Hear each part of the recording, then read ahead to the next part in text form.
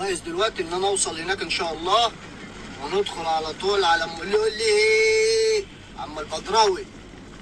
حقك عليه يا عم البدراوي، وبنتك حق عليا، وانا راجل غلطان، وما تزعلوش مني، والله على ما اقول شهيد، وما عادتش هتحصل تاني. سامحوني سامحوني سامحوني. الاعتراف بالخطأ يحل اي مشكلة.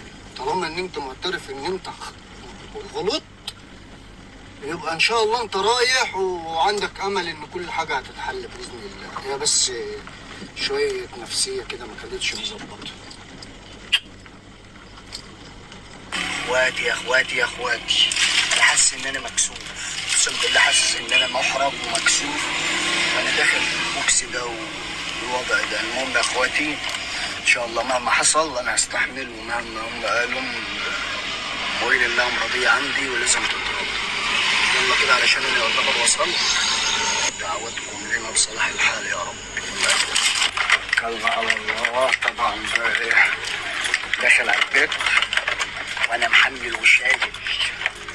خليكم معايا كده لحظة بلحظة علشان لو ضربت تبقوا شاهدين. يا مان اطلع يلا عشان نروح. عم بدراوي، طب هيدي يا رب عليا، يمكن ما يردوش عليا. يا ساقة يا ساقة، عاملة ايه يا ساقة؟ خبطت وانا عمال اشيل ومحمل. ايه العسل دي؟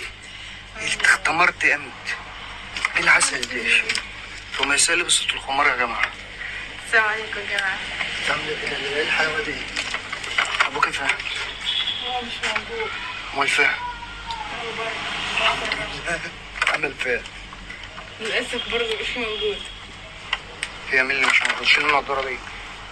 هي مين اللي مش موجود؟ أنا بكر. ليه؟